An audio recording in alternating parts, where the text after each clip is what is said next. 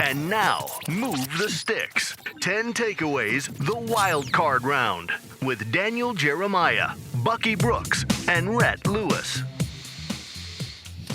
What's up, everybody? Welcome to Move the Sticks, little takeaway podcast here where we've got some wild card games we're going to break down, boys. And we also have two pretty big news stories we're going to hit here off the top. Buck, I'll start with you because you're dressed comfortably as Rhett looks like he's going to a nightclub over there. How are you doing, bud?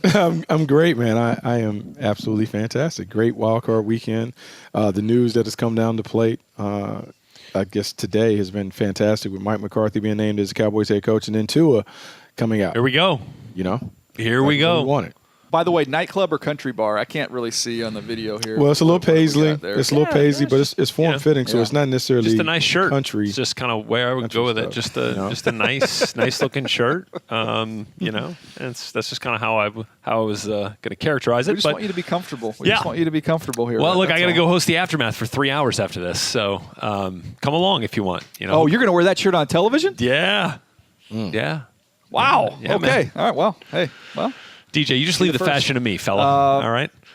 I'll take care of that. Okay? You just stick to your half zips. Hey, what do we got? I will. I love the zips. I'm a zips guy.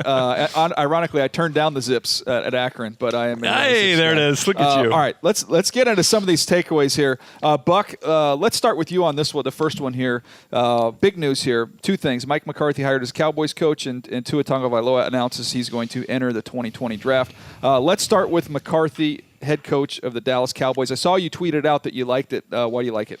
I like it because I feel like the Cowboys really needed a leader, not necessarily an offensive mastermind or a defensive tactician, but they needed a guy who had experience, who could command the respect of the players and kind of direct them while also having a resume that would make them respect the words that were coming out of his mouth. And when you look at Mike McCarthy has won over 60% of his games. He has a Super Bowl ring. He has done a lot of great things as a head coach. And if you go back, and I know it kind of got sideways at the end of Green Bay, but, man, there were 6 seasons where he had double-digit wins as a leader, maybe 6 or 7, 8. So he's won a lot in this league. And the one thing that the Dallas Cowboys need, look, they've been mired in kind of like this 8-8 funk, kind of right in the mix. They need something to help them get over top. I just believe his experience, his know-how, and his command of the room will help them squeeze out those 2 or 3 wins that they might have lost if they continue to go down the same path with Jason Garrett.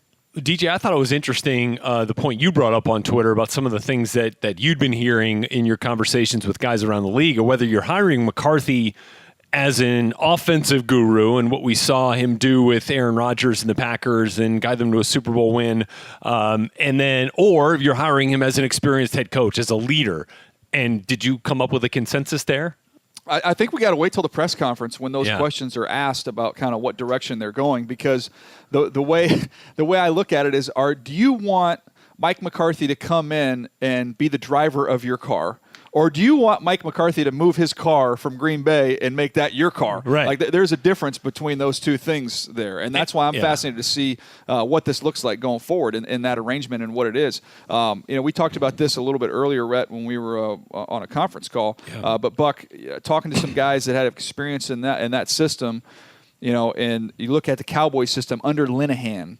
The Linehan offense and the McCarthy offense very similar in terms of all the zone stuff that they run, and scheme-wise there's a lot of similarity, a lot of carryover. This last year, Kellen Moore added some wrinkles from the college game, especially in the run game, to dress some things up a little bit.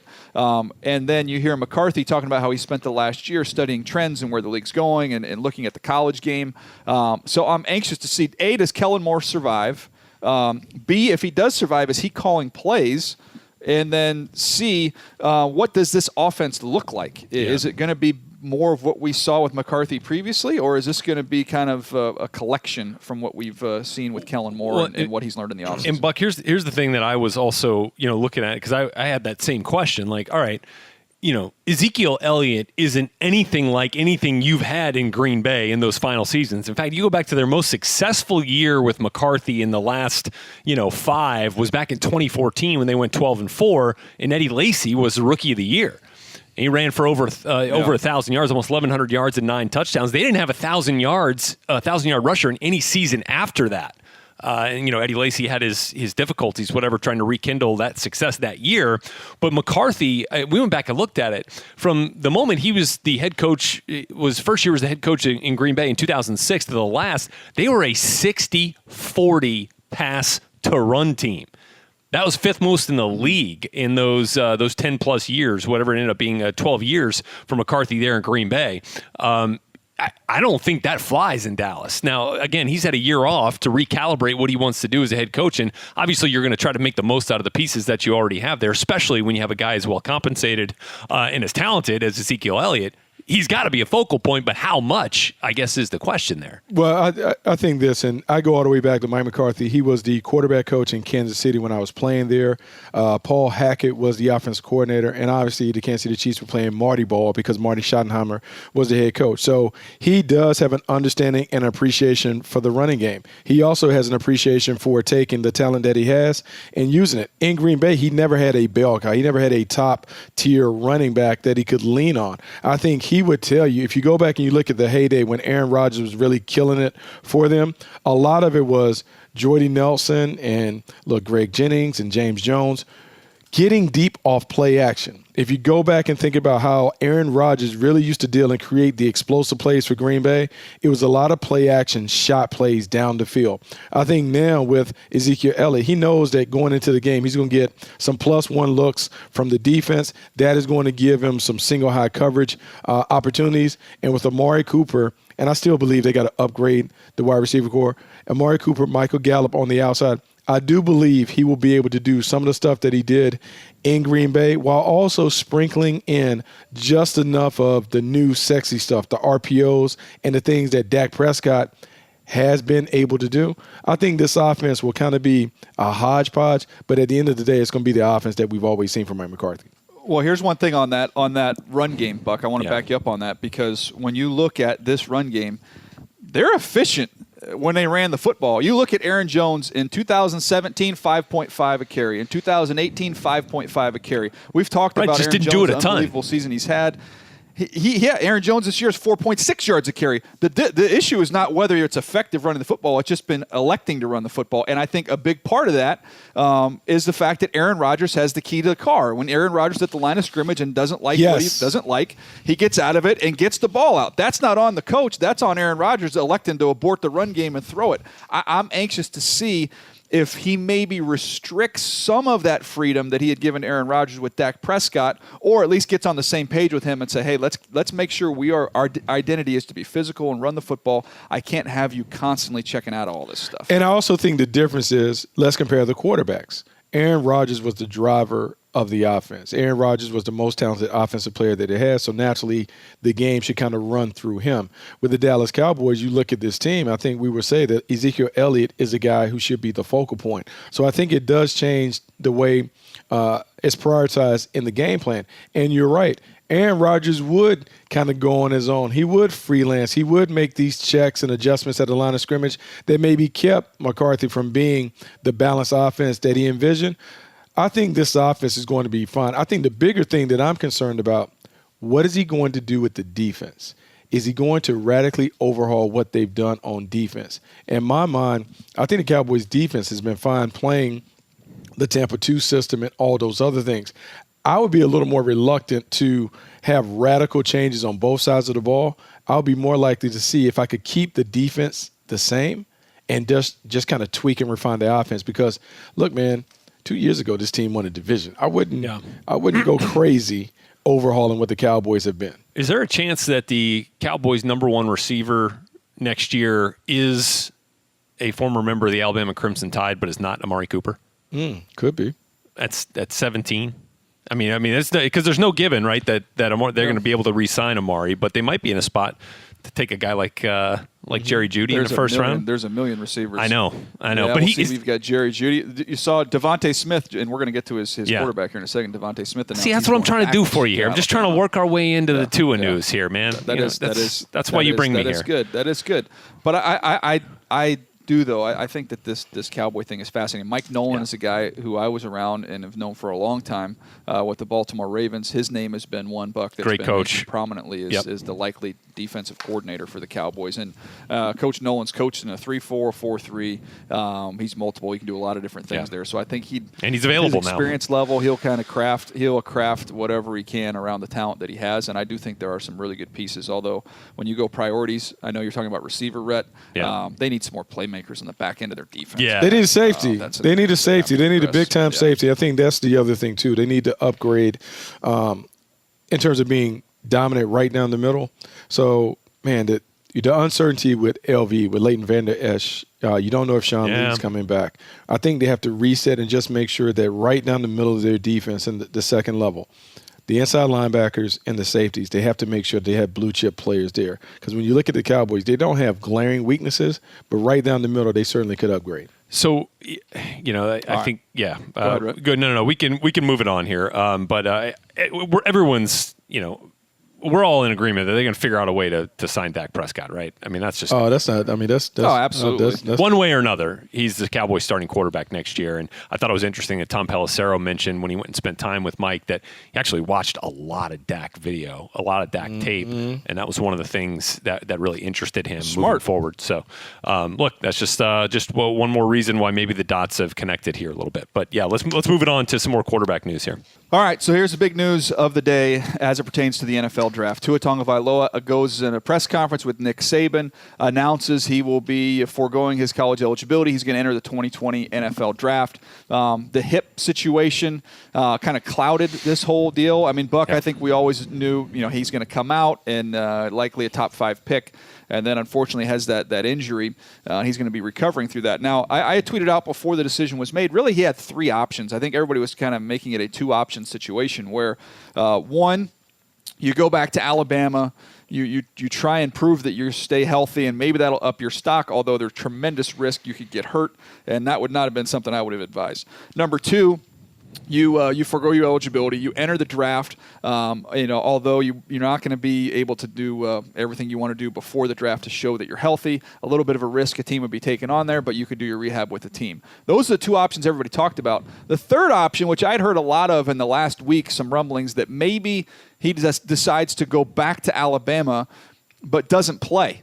Maybe he goes back and trains and rehabs and uses that entire year to get fully healthy without risking injury, and then enter the 2021 class fully healthy, fully cleared, fully ready to go. Everybody would just have to operate off your tape from the previous 2 seasons. That, to me, was an option that was presented over the last week. I had heard discussed that potentially that could be a way he went, but he did the simple way. He's going to enter into the NFL draft. Your thoughts, Buck? So my thoughts.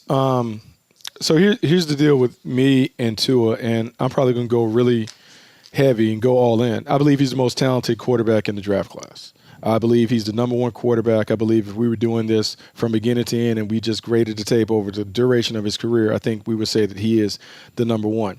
I believe that people have kind of miscast him in terms of who he is and who he will be at the pros. So much of the conversation has been about Tua being like Russell Wilson. And what I see is Tua having a game that is more like Drew Brees than anything else. I think he's a quick rhythm passer. I think he can work the middle of the field, throwing down the seams. He also can push it outside. He's a terrific leader and a great worker.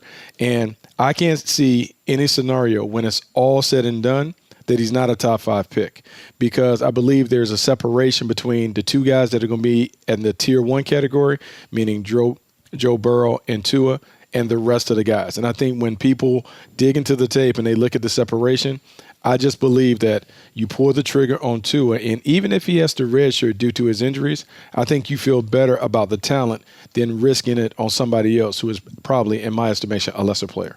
Yeah, I think, before the injury, it was obvious. I think that was all the talk about, all right, who's going to finish, in the number 1 overall pick? It's all for Tua, right? I think we've been talking about that for more than just a few months here. So, the question then becomes, like, how do we start to evaluate his health, and how long does it take, and how quick can a team become comfortable with him? I mean, I think the team that we most closely associated Tua with from the get-go was the Dolphins. Well, they're in a position there at number 5 right now where, they might still be able to get him despite the fact they ended up winning a few more games than we thought they would. But the question then becomes, once we start to get a sense of where he is health-wise, and he said, look, the doctors are very optimistic, but we really don't know, how quickly the recovery will progress until we get to that 3-month or 4-month mark. Well, that's going to put us at about the combine, right? So how quickly can a team get comfortable with that medical? For instance, could the Bengals become comfortable enough to still make Tua the number 1 overall pick? And are they a team that's willing to do that? Like, all right, so let's take the injury out of it. What kind of system, DJ? What kind of fit? What kind of team? What kind of head coach or offensive coordinator, makes the most out of Tua? What kind of team gets it in that regard and can accentuate his skill set the best? Is there a team out there in that top 10 that fits the billing more than another? Well, it's interesting. I can make a case skill set wise. Obviously one's left-handed, one's right-handed, but Burrow and Tua have very similar skill sets to me. When you look at how they can be used on the surface, nobody thinks about that. No, and I do. I think Tua has a little more arm strength. I don't think either one of them have huge arms like we've seen from some of these guys in the past. I think Tua has a little more arm strength. I think Tua has a little more twitch to him with just how he operates with his feet and with his arm, just a little bit more twitch there. I think Burrow is a little bit better as a runner. Tua can run, just chooses not to do it very much. Burrow has a little bit better feel, kind of moving around, doing those things. But so when we talk about scheme fit, Rhett, I think these guys fit similarly with similar teams. Now, to me, you just look at where you want to go, and the Miami Dolphins with Chan Gailey. Chan Gailey, has spent time in the collegiate game. Chan Gailey, if I remember correctly, was with Cordell Stewart in Pittsburgh when they were doing some creative things with him. So he's going to know how to use the athleticism of either one of these quarterbacks that he would have. Now, let's assume Burrow goes 1 to Cincinnati, as we've been doing. To me, Tua, I would put his floor there. At I 5, would imagine right? that the Dolphins, I can't see them passing him at 5. And if for some reason, Justin Herbert were to vault back up, which is another interesting draft discussion with the way he kind of finished out the year. If somehow Herbert ended up leapfrogging him, then you're sitting there with the Los Angeles Chargers team getting ready to move into a new building that needs a star to promote for this franchise, and it would be a major coup to land Tua there with the 6th overall pick to kind of jumpstart that franchise as they go into a new era. Let me ask you this, and Buck, I'd love to get your thoughts on it too, though. Would the Chargers, do you feel like, be comfortable doing that if they're of the mindset that they're not going to be able to count on him in year 1? If Phillip Rivers moves on, to me is why you bring back Rivers. Well, no, right. I wouldn't move on from Phillip Rivers. I'd bring back Phillip Rivers. I would bring back Phillip Rivers for this first year in the new stadium. You're in no rush. To me, Buck, when you draft Tua, and I don't know all the medical yet, but if I'm looking at it from where I sit, this is a redshirt year. Maybe we're blown away and surprised he plays. I am drafting him with the full intention. He is not playing a snap. I don't care if the doctors tell me he's 75, 80, 90. I am not putting him on an NFL field till he was 100% healthy, and that's not only going to be physically healthy, but mentally and emotionally ready to go. And I look, all you have to do is look at Mahomes to see what a year to sit benefited him. I wouldn't even plan on playing Tua next year. So whoever drafts him better have somebody else ready to go. Yeah, I think the Chargers thing is interesting because I think before you can make the decision, I do believe they have to have a real conversation about Phillip Rivers and how he fits. On the outside looking in, obviously I don't have anything. I do wonder about the relationship between Phillip and Anthony Lynn and how they can navigate kind of playing the way that maybe Anthony Lynn envisions while Phillip Rivers continues to want to be the gunslinger. But I do believe if you have a bridge quarterback in place, it will work. The Miami Dolphins situation, to me, strikes me as the best because they already have a bridge quarterback in place in Ryan Fitzpatrick. Ryan Fitzpatrick has already shown that he is willing to be the good soldier when it comes to that. We also saw the Dolphins win some at the end of the year with Ryan Fitzpatrick. The Chan Gailey addition really is interesting to me because I don't believe people really understand what Chan Gailey has done in this league when it comes to bringing the college game into it. People will talk about Cordell Stewart, but I don't know if they really realize that Chan Gailey, when he was in Kansas City, he brought the spread to the National Football League with Tyler Thigpen as his quarterback. They were running RPOs and pistol and all of those things and having success. And then going to Buffalo, he did it again with Ryan Fitzpatrick. If you're looking for someone who has the creativity and adaptability, it would be a perfect fit in my mind to have Tua in Miami, redshirting behind Ryan Fitzpatrick while learning an offense that should be really made for him. And look, I know we got to get into the wild card games takeaways here, but last two things that I'm curious about. If the Chargers don't go there, if the Dolphins don't go 2, if the Chargers don't go 2, you got the Panthers at 7. Would they think about it? Yeah. Would they think about it? Would the Jaguars think about it at 9? Because you've got a couple of options there if you're talking about a redshirt year already, right? Yeah, I think Carolina would be a great situation for him because you can bring back Cam on the last year of his deal. It doesn't cost you much. It's $19 million. You have Cam, and Cam can know, like, after this year he goes on, so it's his best interest to play well. You have Tua there, and I think it fits. In terms of the Jaguars, man, I just don't know. I just don't know how they view their quarterback room with Nick Foles and Gardner Minshew, whether they see. Well, that should tell you right there. I don't know how they think about it, right? And those other things. And so potentially it could be a good fit, but I think there are other places that would probably be a better fit for Tua at this time. Sure. Can I just say selfishly, I don't like to, I talk to some of these kids, people set me up to talk with them from schools to kind of give them the lay of the land of, what the landscape looks like, whether they shouldn't come out. And I always try and give both sides, right? This is why you should, this is why you shouldn't. Here's the information. Hopefully you can go make the best choice. This was the right choice for Tua, in my opinion. It was the right choice. He did not need to go back to Alabama and risk further injury. So I'm personally, I think he made the right decision, and I hope that all works out well for him here in the near future. All right, let's get to these takeaways from these games here, boys. Bucky, start us off. I know we're going to do 2 takeaways from each game. We kind of roll through these. You've got the Houston-Buffalo takeaways. Fire away. Deshaun Watson erases all of the Texans' flaws. Deshaun calling for the ball on 2nd and 6 at the Bills 44. Here's the snap. Here's a blitz. Watson in trouble. Watson escapes to the right side, and Watson throws it to Jones. Cutting inside 40, 35, 30, the 25, 20, 15, and down to the 10-yard line. What a play! The magician does it again. And he finds Taiwan Jones for a huge catch and run to get the Texans in field goal range. When I look at this Houston Texans team, I mean, they drive me crazy. They drive me crazy to watch their offense because I feel like they're kind of scattershot. They're kind of all over the place. However, what I love about them is that Deshaun Watson is the ultimate eraser. No matter what is being called, no matter how Bill O'Brien deviates from the game plan, they don't run the ball. They throw it every time. They're doing all kinds of long, drawn-out routes that really put Deshaun Watson at risk to get beat up. The quarterback makes them right, and he really makes them right in the latter stages of the game. So I think with Deshaun Watson, you can ignore the way that he comes out, whether he's hot or not. It's the way that he plays in the 3rd and 4th quarter that really matters. When you talk about a franchise quarterback, the definition of a franchise quarterback is being able to elevate the team when the team really needs it. When this team was down, and they were down 16-0 or whatever, he made every play to bring them back. It wasn't the prettiest performance for him, but it certainly was one of the more gutty performances that I've seen from him. Yeah, look, Buck, when I watched that football game, I was actually watching that. I was on a little trip with the family. We were watching that as a family and they're together. And I mean, Buck, literally one of my kids said, "When is the bathroom break? Do we get a bathroom break?" Like they couldn't, because you couldn't peel your eyes off the TV because of what he was doing. Like you couldn't leave the room to even go to the restroom because it was so fun to watch him play. Now I went back and watched the 7 sacks. 6 of the 7 sacks are on Watson, where he's got to get rid of the football. He's got opportunities to get the ball away. He doesn't do it. The other sack was on the tight end. So you give up 7 sacks in the game, and really you make a strong argument none of them are on the offensive line. But you live with those. You live with those negative plays from Deshaun because you know the magic is coming.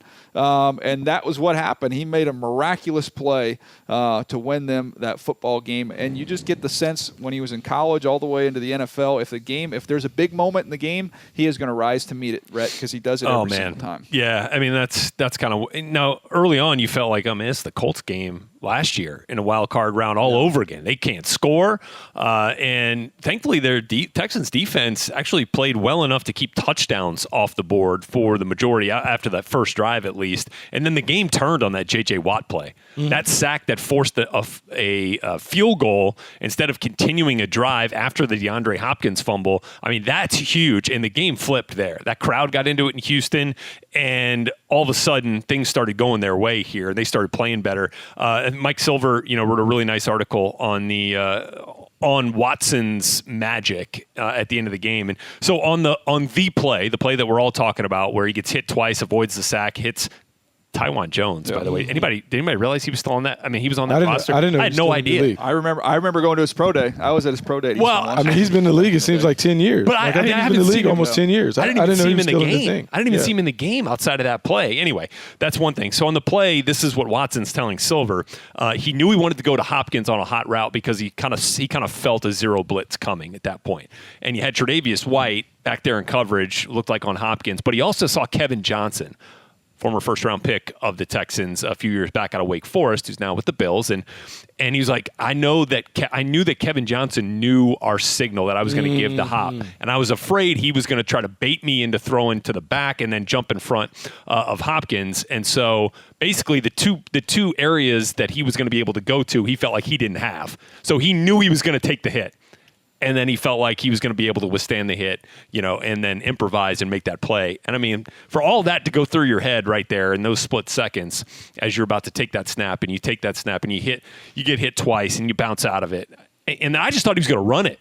I thought he was going to run it, and then he ends up firing it to Taiwan Jones, and then Jones ends up getting all the way down inside the 5. I mean, that was crazy. Those were some insane plays. Allen made some insane plays too. I mean, Josh did. I mean, scrambling out, outflanking the Texans defense in overtime and throwing it back to Devin Singletary on that third down. I mean, those are some huge plays. And here's the last thing I'll say about it. The Texans DBs are going to have to play a whole lot better against this Chiefs offense. I mean, I think we saw that. Roby dropped maybe 2 pick sixes in that game. But that's why they're playing defense. But that's why they're playing defense. I get it. That's why they're playing. You got to make those plays in the playoffs. They're receivers with bad hands. I think this, and one day, DJ, it'd be great to go back and talk about the lessons that we've learned from our previous draft classes. The Deshaun Watson thing, to me, is something that's fascinating because we talk about past performance, really predicting future results. We have seen Deshaun Watson do this. Like anyone who tracked him from every time, high school to college to now, like he is doing the same exact stuff that he has always done. And at some point, maybe we have to take coaches at their word, because Dabo said that he is Jordan, Michael Jordan of this, and we're seeing that he does have some of those Jordan-like qualities when it comes to making these big plays in critical moments. Yeah, he's got a flair for the dramatic every single time. He always delivers. All right, what's the takeaway on the Buffalo side, Buck? Josh Allen isn't quite ready for primetime. The snap. Josh Allen takes a look. Pressure. Can't get away from it. He is sacked. Back at his own 38-yard line. He is brought down by Jacob Martin. That's going to hurt. Look, man, I've warmed to the idea of Josh Allen being able to play in the National Football League in the style that he plays. It's a little chaotic. It's a little more run-centric than anyone would have predicted watching him at Wyoming, but it has worked for the Buffalo Bills. However, the way that he plays, it gives them a very, very narrow path to victory, because I feel like Brian Daboll and the offensive staff, they have to do so many things to kind of keep it in a way where he doesn't have to get out of sorts. And I think what we saw in the fourth quarter, when the game gets fast, I don't know if his mind can process faster to make these sound decisions that franchise quarterbacks have to make. He can get away with the athleticism and the running around and those things, but at some point, every game gets to a point where you have to be able to deal consistently from the pocket. I just don't know if Josh Allen is at that point where he can do that. And until he's able to do that, I think there's a limitation on how far the Buffalo Bills can go. Let me just kind of put this kind of succinctly here, my thoughts on Josh Allen, really for all young quarterbacks. I think there's 3 phases to playing the position. Hopefully you can graduate to each one. First of all, what are we doing, right? What's the play call? Where are my guys going? What are we doing? Secondly, what is the defense trying to do? What are they doing? And so you understand what you're doing, then you understand what the defense is doing.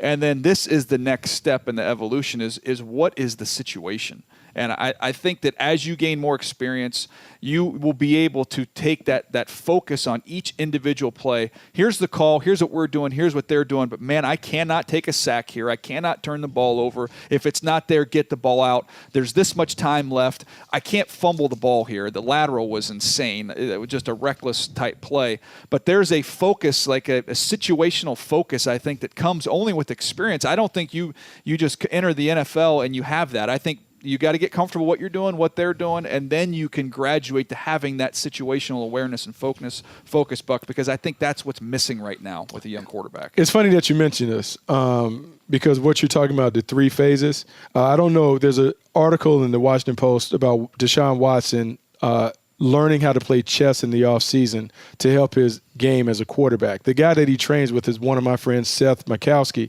And what Seth does, and actually the bracelet that I have on, because we train or whatever, it says threats and attacks. And what you're talking about in terms of the 3 phases, Seth always tells me on the chessboard is the first thing that you have to be able to do is assess where the threats are. Where you threaten, where can they attack, where can they hit you, where you expose. The second part of that is how can I attack, how they're going to attack me. Mm-hmm. Josh Allen, in terms of what we're doing, he understands what he's doing, but he hasn't quite got to the point of this is what's coming, this is how I'm going to attack it. And with that also takes situational awareness. So you're right. The second and third phases of what your 3-phase theory is, Josh Allen has to really, really work on that part of it. He's gotten better at phase 2, but for them to win, he has to kill it in phase 3, situational awareness of not only what the game situation is, but what are they trying to do to me. If he can ever master that phase, that's when the Buffalo Bills will go from good to great with him at quarterback. No doubt, 100%. All right, let's get to this next game here. I've got the Titans and the Patriots. I'll start my first takeaway here on the Tennessee side, and that's the game just shrinks when you've got Derrick Henry. Tannehill under center. Puts A.J. Brown in motion at tailback. Give Henry at left guard. Second effort. Henry. Touchdown! Titans! And we've got a tie bowl game with the point pending. That's a great answer. 75-yard drive right before the half. That's exactly what the Titans needed. Yeah, Derrick Henry, 34 for $182. That's a franchise record, 182 yards. Only threw for 72 yards, Tannehill did. The longest of those completions, by the way, to guess who? Derrick Henry. But my thing with the Titans, they shortened this game. They didn't even play that well. Rhett, I'll go to you on this one. They didn't have any sacks of Tom Brady. A.J. Brown had 1 catch for 4 yards. I mentioned Tannehill didn't throw for 100 yards. They were only in the red zone twice. They cashed in both those. I thought that was a big key. They were able to finish their drives where the Patriots were 1 of 3 in the red zone. 1 pass play over 20 yards. I mean, this was not the best of the Tennessee Titans, but this was a way that they just went in there and said, we're just going to beat you up, and that's what Derrick Henry allowed them to do. They did. I think no better evidence than how he basically carried them on that entire 2-minute drill. At the end of the first half. I mean, he's had 66 carries the last 2 weeks.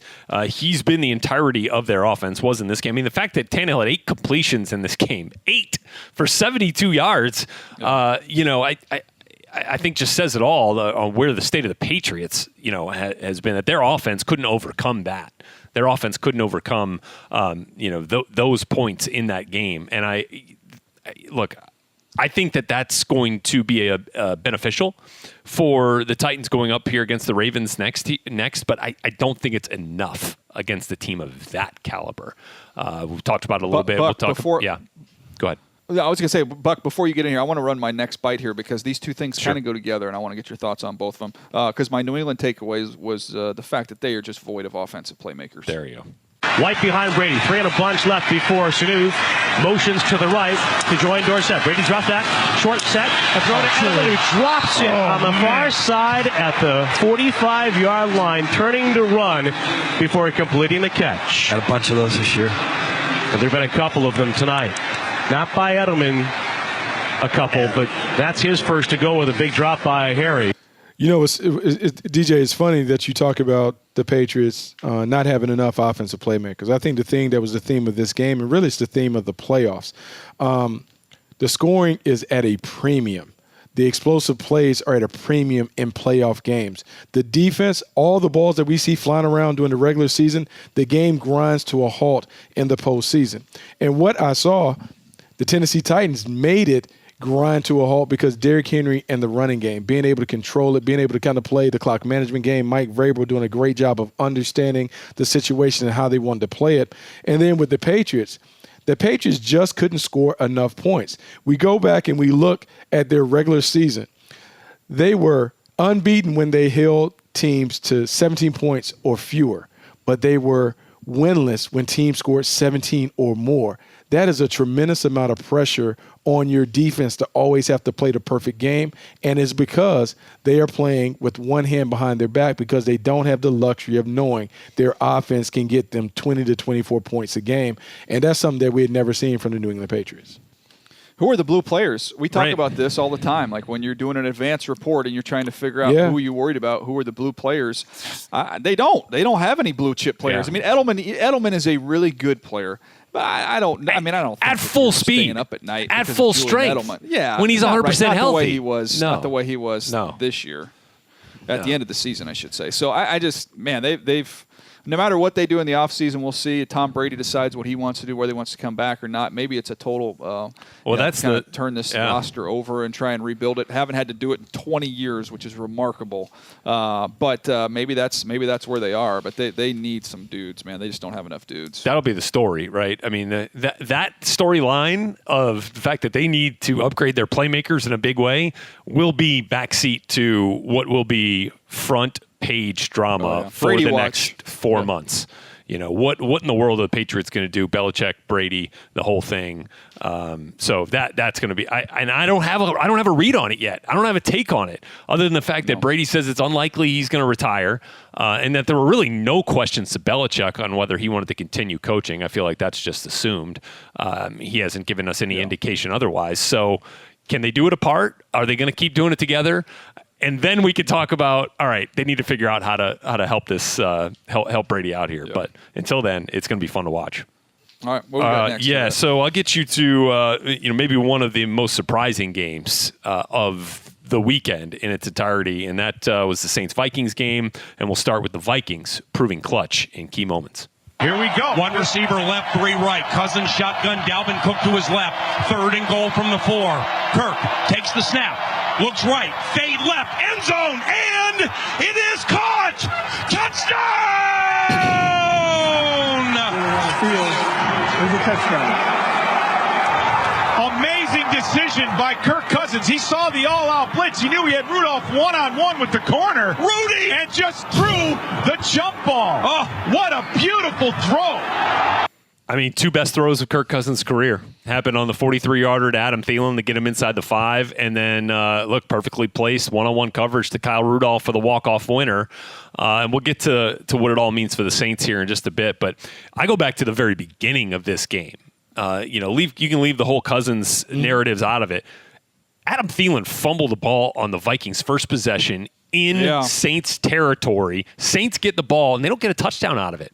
I think that's another part of the story there for the Saints that we'll get into. But that team could have gone into a shell, and they could have folded amidst the insane energy and atmosphere in New Orleans with that place rocking after they force a fumble on their first possession. I mean, and somehow they weather the storm. They proved clutch in key moments. Talk about Thielen had the rough first half. He also had a drop pass near midfield. He had a holding call on a big run from Dalvin Cook. They got it called back. And then, Cousins goes back to him, kept going back to him. And then in the biggest spot in OT, goes back to him there. I thought the Vikings coaching staff was clutch in this game, in their plan.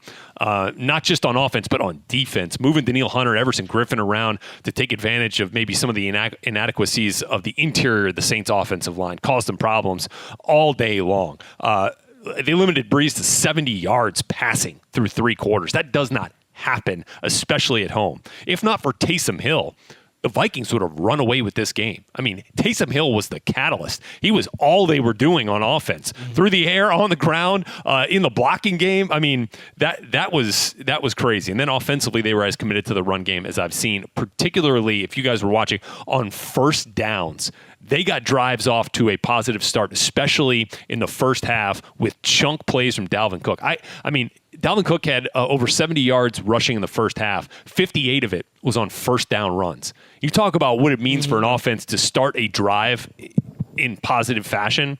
That's big, and they continue to do it. And they fell off a bit in the fourth quarter. But, man, I was impressed with how they played in key moments. Yeah, I thought it was a really, really impressive game for the Minnesota Vikings. And I don't know if Mike Zimmer will get enough credit for the defensive game plan. Yeah. Mike Zimmer lost two of his key players. He lost Mackenzie Alexander. He lost Mike Hughes. Didn't have those guys available. What it made him do, he had to change up his entire game plan. And he talked about this after the game. He talked about how, look, we couldn't do our normal stuff. We had to mix and not give them a steady dose of everything. And so the multiple fronts, the multiple looks, the different coverage, the times they elected to bring pressure, the times they bluffed and brought it out, it just disrupted the rhythm of the New Orleans Saints.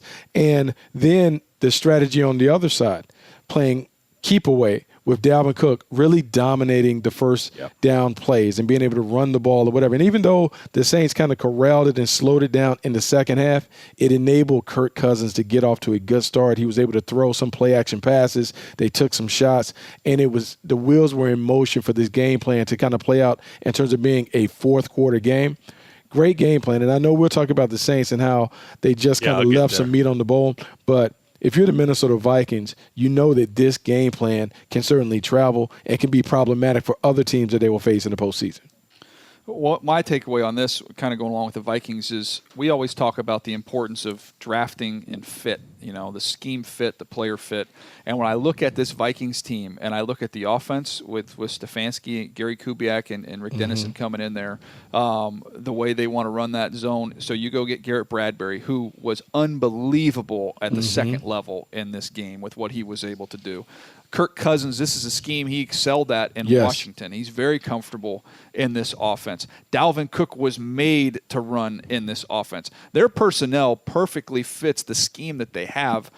So I love that fit that they have. And then I was just going back through, look, I do these Charger games, call their games during the year. I don't get to see every playoff team, but I'll give you the teams that I've seen this year in person. And Buck, we always talk about the importance of the eye test. When you go see these teams in person, you watch all the tape. But when you see them in person, you get a feel for the speed, for everything that they can bring to the table. I saw this Chargers team play against the Texans. I saw them play against the Titans. I saw them play against the Packers. I saw them play against the Chiefs. I saw them play against the Vikings. The Vikings were by far the most impressive team when you go down there and watch them run around in warm-ups, when you sit up there and watch the game live in person with the speed that they have on defense. Dalvin Cook got hurt in that game. I think Thielen, I don't even remember him playing in that game. I don't think he did. And they just everything from the scheme to just how athletic they were. Danielle Hunter was unbelievable in that game. This is a Super Bowl caliber team. It's really, really a good football team. We shouldn't be so surprised they went in there and got this done. No, but watching the way the Saints had played, especially in this last quarter of the regular season, led you to believe that they were earmarked for a deep postseason run, which makes the takeaway here, all the more surprising that the Saints were doomed by uncharacteristic mistakes. Breeze back in the gun, 2-by-2 formation. He's talking to the receivers out wide. Gets the snap off, drops back and looks to throw near side. Now he's got to scramble. The ball is out. It's on the ground. And Minnesota looks like they have recovered it. He wanted to hit Michael Thomas on that route. He didn't get the check. Mike didn't get it. You got to be kidding me. Drew, that ball is knocked out right there at the end. Oh, kidding me. Man, and Drew Brees went on that to say after the game, on that particular play, there was a miscommunication, and Danielle Hunter comes in, sacks him, ball comes out, and that's a scoring opportunity for the Saints, in the fourth quarter in a time when they needed it. And again, that's one of those uncharacteristic mistakes. This was a team that set an NFL record for the fewest turnovers in a season. They had 8 all year. They had never had a multiple turnover game all year. They had 2 turnovers in this game. So I'll go back to the first half. Just north of the 2-minute warning, Saints were driving. They had an opportunity here. Actually, plenty of time. And they could have just waited, could have let the 2-minute warning hit, kind of collect themselves. Instead, they kind of rushed that play. Ends up being Drew Brees forcing it into double coverage with Ted Ginn downfield, ends up being picked. Vikings then march down the field, score a touchdown, and then, great kick return by the Saints on the ensuing kick, and they missed the field goal that would have sent it tied at 13-13 at the half. And then, Sean Payton is one of the best coaches in football. I think, everyone, it's easy to armchair quarterback and to have, hindsight can be 20/20, but the clock management at the end of the game was just a little odd. I guess I understand the point. You want to milk as much clock if you're confident that you're going to score here and score a touchdown at least and take the lead to win, go ahead and win the game late. You don't want to leave any clock, right? But man, they called a timeout after a second down play for the Vikings that brought up a 3rd and 10 that stopped the clock. And then they didn't call another timeout when they had one after the 3rd down play, when they had forced the 4th down and the Vikings were going to punt. So they let the clock run down. And then on the punt return, you waste the 2-minute warning as well. Mm-hmm. So now you still got that timeout though, right? Well, they had multiple plays on that 2-minute drive at the end where they're down a field goal and, they had an opportunity. Their guys were stopped inbounds multiple times, and they just kept the timeout. They sat on the timeout, and then they're trying to go up there and clock the ball. Not everybody's set, and they get a 10-second runoff. And now instead of going for a touchdown, you're kicking a field goal here that wasn't a gimme. Will Lutz ended up making it from 49, and now you're going to overtime when you absolutely had time to go in for a score. And they had some of their most impressive plays on that 2-minute drive.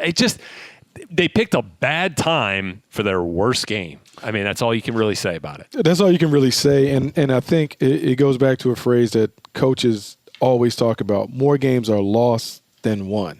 And the turnover margin that you allude to is the biggest deciding factor in games. If you just win the turnover margin by 1, you win over 64% of your games. And if it goes up significantly with each additional turnover. Right. And the fact that the Saints had 2 turnovers after being one of the best teams in terms of ball security, to me, is really, really surprising. But then it kind of plays into a bigger thing. Like, for whatever reason, they didn't have their A game. And when you see the sideline and you see some of the chaos that appeared to take place, players bickering at one another, I understand the pressure of the moment, but it just didn't feel like, to me, the Saints were as composed as they needed to be.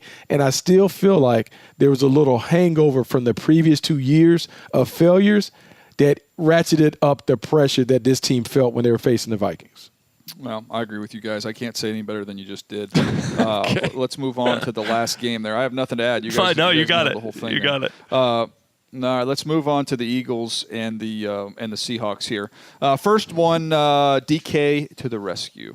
Now Lockett goes in motion. Russell play fake. Now he's going to throw down the middle. Got a man. Metcalf makes the catch diving. He is in for a touchdown. Seahawks. What a play by the rookie DK Metcalf. Gets in behind the secondary, makes a diving catch, hits the ground, gets back up, and then drags the defender to the end zone. 53 yards. What a play by number 14. Hey, Buck, question for you. What holiday did we just celebrate that was after Christmas? Oh, New Year's. New Year's Day? Yep. Yeah. So DKNY. That's what DKNY. Look at celebration. It was a celebration. I think Rhett's wearing a DKNY shirt right now, actually. Very similar. I did wear the DK shirt all through the draft process, but whatever. Go ahead. Yeah. Nice. Did you? That'll play. Look, to me, this was funny. We're going to talk about this on the Aftermath today. Buck, he had that huge day. When you look at the numbers for DK Metcalf, ridiculous. 7 for 160, 22.9 a catch and a touchdown. He should have had 2 more touchdowns, one of which would have been a 75-yarder where he hits a vertical with no safety help and Russell misses him. Would have been a 75-yard touchdown. He overthrew him. Another one was a wide receiver screen they threw about the 20 going in, which was a walk-in, but there was a little bit of pressure, so Russell couldn't quite get it there and kind of skipped it to him, it looked like. But as good as that day was, there's even more meat on the bone for this guy. And that bodes well for them as they're going to need to score more points as they face a healthy Aaron Rodgers this week. No Carson Wentz in this game was a big storyline, but that to me is encouraging. We say when you learn lessons when you win, is a lot more fun to learn lessons when you lose. Yeah, it's a big win for the Seattle Seahawks, but they can play better. There's more out there for them in this offense. Yeah, there's a lot more out there for them. And look, we talk about learning lessons. I think here's the lesson to be learned about DK Metcalf, because I saw the Twitterverse going crazy. I saw some reporters questioning why DK Metcalf wasn't a first-round pick. And I think the best way that we can discuss why he wasn't, DK Metcalf is a very limited receiver in terms of what he's able to do on the field. He's a straight line receiver. He's a vertical receiver. He's a guy that makes plays down the field. He has some inconsistencies with his hands. Typically, when we talk about in the first round receivers are the guys that are more complete, more consistent in everything that they do. However, this speaks to the importance of fit and scheme. The way that DK Metcalf plays is a perfect fit for this scheme. He is positioned in a role that enables him to do what he's always done really, really well. Run fast, run deep, catch balls over the shoulder, and make those plays. The plays that we saw him make for the Seattle Seahawks were all vertical plays, stretch plays that enabled him to really stretch out his legs, use that long stride to run past people. I believe if we put him in a different situation where you're asking him to run intermediate routes and things where he has to stop and start, that doesn't necessarily play to his strengths. Right now, we're seeing in Seattle, DK Metcalf is a byproduct of being a guy that is positioned in a scheme that perfectly fits what he does. And also, the Seattle Seahawks are willing to live with the drops. Yeah. He may drop a pass or two, but the 2 or 3 plays that he makes, 14 to 21 points. You're willing to take the risk when you know exactly what you have with a speed merchant on the outside. I just love it. I love that that Brian Schottenheimer dialed up DK's number with the game on the line in their biggest game to date. Unbelievable, on the right? 3rd and 10, when you thought, all right, just run it, right? Just run it. Get him to, run some more clock. They call up the fake screen and send DK deep, and, Russ absolutely trusts him to go up and get that ball, despite whatever inconsistencies that they've seen. Because, incompletion is huge there, right? And Philly's getting the ball back, you know what I mean? And they sealed the game with that play. I think that just speaks to the confidence from coordinator to QB to receiver to head coach. They are all in on one page. I remember Brian Schottenheimer telling us that when he joined us here on Move the Sticks a few weeks ago, man. And I think that just speaks to the success that we're seeing right now. And I think I'm going to give them every shot to go in there to Green Bay and pull off a win next week as well. All right, let's get to the last one here from this game, the Philadelphia Eagles. Man, my takeaway was I feel bad for Carson Wentz. And the gun is Wentz. He fakes. He looks. Starts to run. Cuts back and only gets to the line of scrimmage.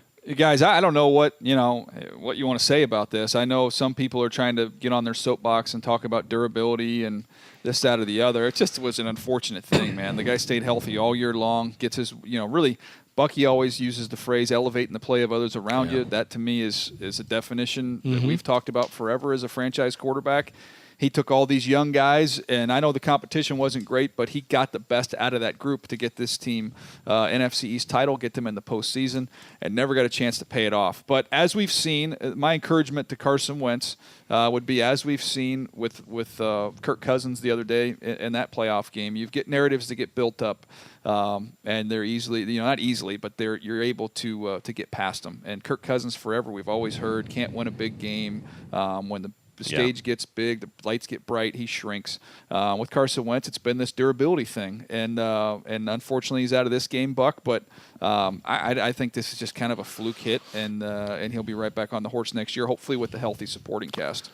Yeah, look, it was a fluke situation, and I don't know. Like, obviously, it changes the game because he's their best player, and he was the one that was really single-handedly elevating this offense. But, I mean, there are a number of guys. They still continue to have guys go down like flies throughout this contest. And so, look, I don't know how much he could have extended it, how much he could have pushed the envelope, but it is unfortunate. And I do believe you have to kind of look at those situations, the injuries that he suffered in, kind of a vacuum. They're isolated incidents. Like, this happens sometimes with quarterbacks when they get hit. Sometimes they get knocked out or whatever. But if I'm Philly, the way that he played the last quarter of the season, when everything was on the line, their backs were against the wall, the way that he picked his game up, more than ever, I feel confident that we have the right guy in place as the QB1, and I am committed in the offseason to making sure that, man, we get him a couple of more weapons on the outside to enable him to really realize his potential as a quarterback. Yeah, I mean, and look, I am never going to include any sort of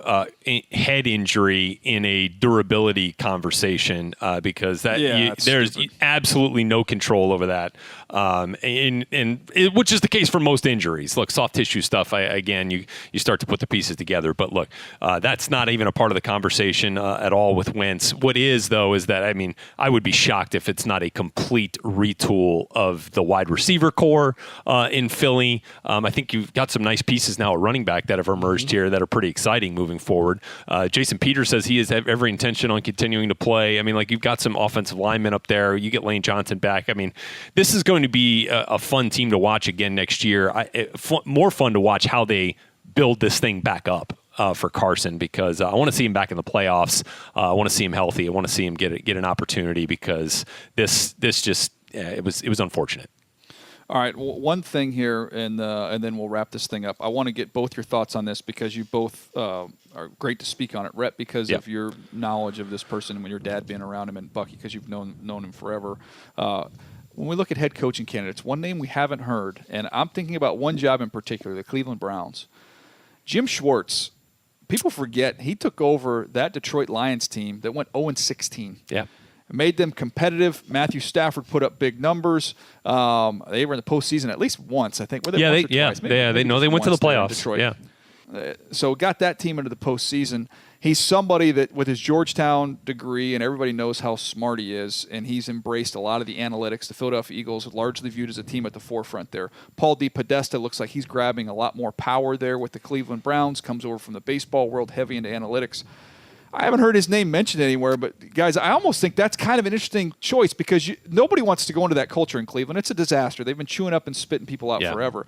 But I don't know that anybody has the experience that Schwartz has taken over what he took over in Detroit as potentially a fit there with the Cleveland Browns. I just thought the analytics, what he's been through in Detroit, put him with all that defensive personnel as a defensive-minded guy. I thought that was kind of an interesting one that nobody's talking about. I think it's really interesting with Jim Schwartz potentially going there. I believe the Cleveland Browns situation is one that I don't believe you can be learning on the job while dealing with the things that you have to deal with in that locker room. I think it would be essential, a great asset to have some experience going in there. Jim Schwartz is certainly someone that I could see jumping in there, and because of his experience turning around Detroit, I think it certainly could come into play. I also believe another guy that you are familiar with that had been in Detroit could also be a good situation. That would be Jim Caldwell. Both former Lions head coaches. Because Jim Caldwell. It's a great point. It's a great point. Jim Caldwell has had success, obviously, turning around the Detroit Lions. He had success with the Indianapolis Colts. I believe you need a grown-up in the room. I believe you need someone who can, calm all that little stuff down in the locker room, also get everyone operating on the same page. I just believe, you talk about any of those guys, I cannot believe that it can be a new head coach who's trying to learn how to be a head coach while managing all of the chaos that exists in that locker room. I just don't know how they can do it with a first-time guy. Yeah, look, I think that's an interesting thought on both of those guys, and I think we've talked about Caldwell a little bit. I don't know where he stands. I know after stepping away from his Dolphins advisory role there with some health issues, I don't know where that all stands now for Caldwell, but I could see that certainly as an opportunity. My dad was the head athletic trainer there for the Lions when Schwartz took over for Rod Marinelli, and then when Caldwell took over for Jim Schwartz. Really enjoyed his time there with both of those guys and collaborating. Talking about two smart dudes right there. I mean, yes. Schwartz for sure, with the scheme and the X's and O's. And I don't know if there's a more calm, steady hand than Jim Caldwell, and almost to a fault where guys are like, does this guy have a blood pressure? I mean, does it go up and down? Because he is so even keel. And can you think of a place that needs more even keel steadiness than Cleveland? 100%. Look, I think it's a good thought there. Although I am a little surprised that we haven't heard any of those real rumblings yet either. For any of these open jobs. I just thought it was interesting. Looking at some of those names, and I'm glad that Bucky mentioned Coach Caldwell, because he's the exact. It's the exact I was going to say it if he didn't. I think he might have had a couple winning seasons. Maybe went to the postseason. They both went to the postseason. Detroit, with Coach he had winning seasons in 3 of his 4 years there. Yeah, so and that's tough to do given all the things that kind of go on in Detroit in terms of trying to turn the culture around. Look, there are a lot of interesting candidates. I know we've heard a ton of names, but look, we're beginning to see some of the dance chairs fill up. So it'll be interesting to see which guys get jobs. All right. That's a full episode today, boys. That was a lot of fun. Enjoyed it. As we start to get a little more draft getting going. Man. Gets my juices going a little bit there. It's going to be fun. Tua is in. So, again, looking forward to talking more draft as we go through the process. That's going to do it for us today, though. Thank you guys for listening. Thanks to Kent for doing a wonderful job there behind the glass. Nabil, as always, appreciate him as well. We will catch you next time right here on Move the Sticks.